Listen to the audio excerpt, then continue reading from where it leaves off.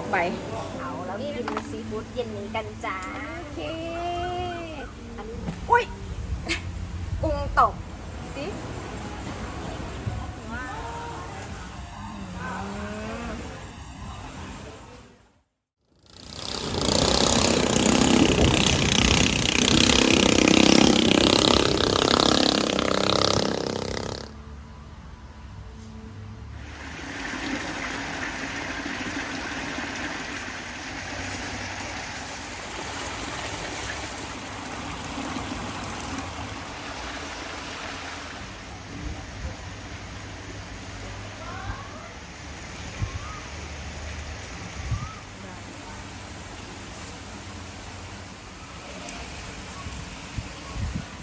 เล็บหนูเล็บหนูด้วยขึ้นปลาไปHello everyone สวัสดีค่ะ Today I come to see Boom in her farm shrimp and today Boom and Boom together cook together Are you ready? Let's go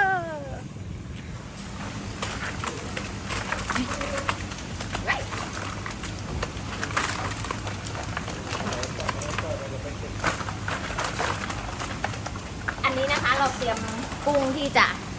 ให้ลูกค้าตกแล้วนะจ๊ะถึงเวลาปล่อยกุ้งแล้วจ้าเวลา6 โมงเย็นนะคะเด้ออันนี้จะเป็นกุ้งเป็นๆเลยนะจ๊ะที่ปล่อยให้ลูกค้าตกนะแล้วก็เลี้ยงกุ้งให้ได้ปริมาณเท่ากัน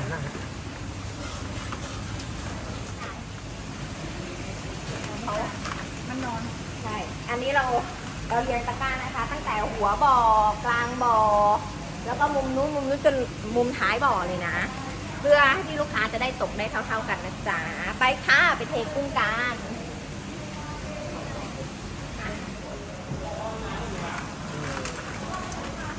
จ้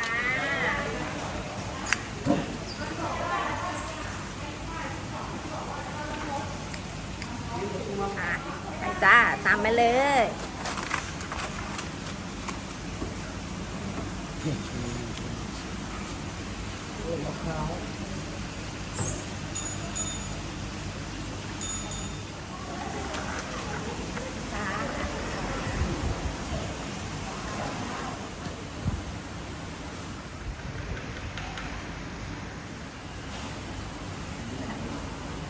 เรียบร้อยแล้วนะคะตอนนี้นะคะลูกค้าก็จะได้ตกกุ้งที่บ่อตกกุ้งบ้านกุ้งริมคลองเรียบร้อยแล้วค่ะเวลา6 โมงเย็นจ้าตามไปดูเขากุ้งกัน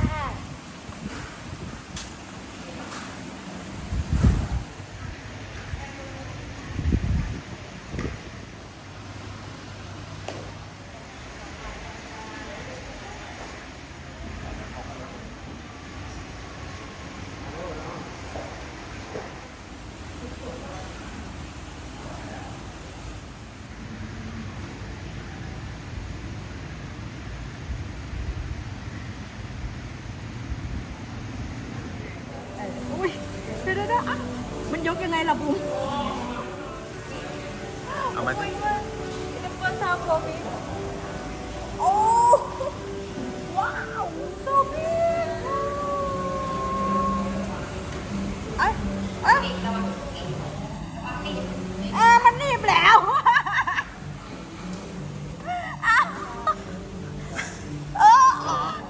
จิบโอ้เจ็บทำไม่เป็น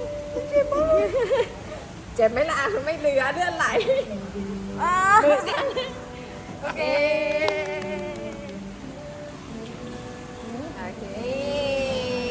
โอ้โซบิ๊กตัวใหญ่มากนะคะของกุ้งของที่ร้านนะจ๊ะประมาณจะมีไซส์10 ตัวโล12 ตัวโลนะจ๊ะแล้วก็อยากจะบอกว่ากล้ามของกุ้งนี่เป็นอะไรที่แบบว่าโหดมากจ้า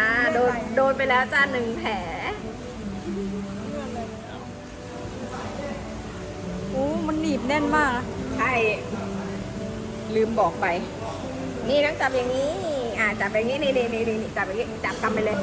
นี่จับอย่างนี้นี่โอเคเย้ได้กุ้งแล้วไปทำอาหารกันโอเค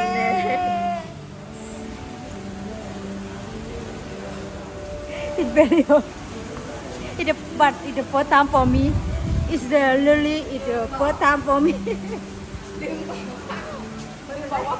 เรียบร้อยแล้วค่ะ now we have to cook a shrimp and I make a barbecue with boom and boom together boom boom วันนี้นะคะเราจะมาสอนบุ๋มเผากุ้ง บุ๋มใหญ่กับบุ๋มเล็ก อันนี้เป็นกุ้งที่เราน็อกแล้วนะคะน็อกน้ำแข็งแล้วเราก็จะมาตัดกันตัดเพื่อที่จะเตรียมเผาแล้วกินซีฟู้ดเย็นนี้กันจ้าลองดู อันนี้คือ กุ้งที่ตายแล้วค่ะ ตายแล้วใช่ไหม ตายแล้วนี่แล้วก็ตัดนี่ทำแบบนี้นะ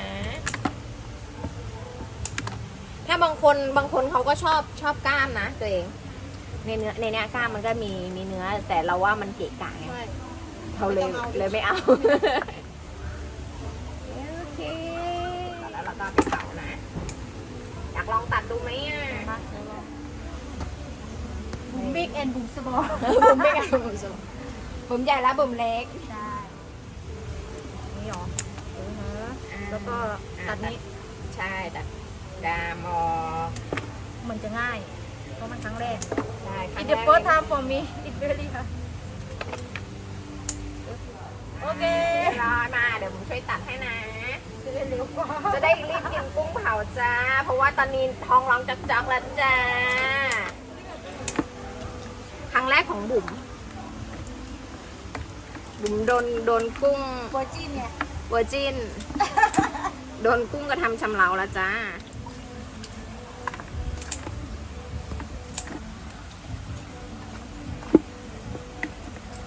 อันนี้เราวอร์มเตาไว้เพื่อที่จะเผากุ้งแล้วนะ เพราะว่าถ้าไฟแรงมากเกินกุ้งมันก็จะไม่สุก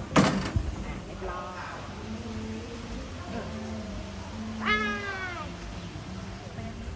จะวางได้เลยแต่ไม่ให้มันโดนตรงไอ้ไฟ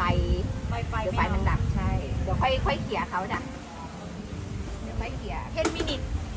นะ you have to wait 10 minutes อุ้ย กุ้งตกไม่เป็นไร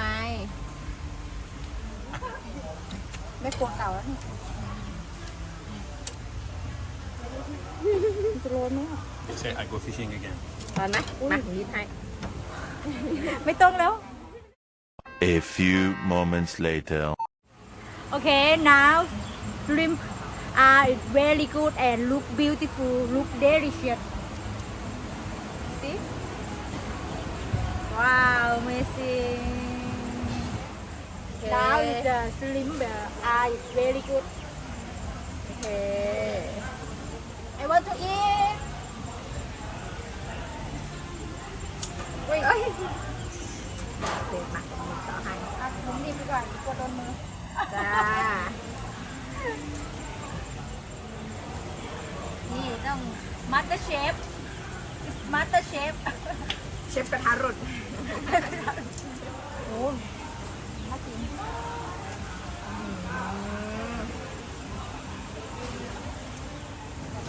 หอมมาก เรียบร้อยแล้วค่ะ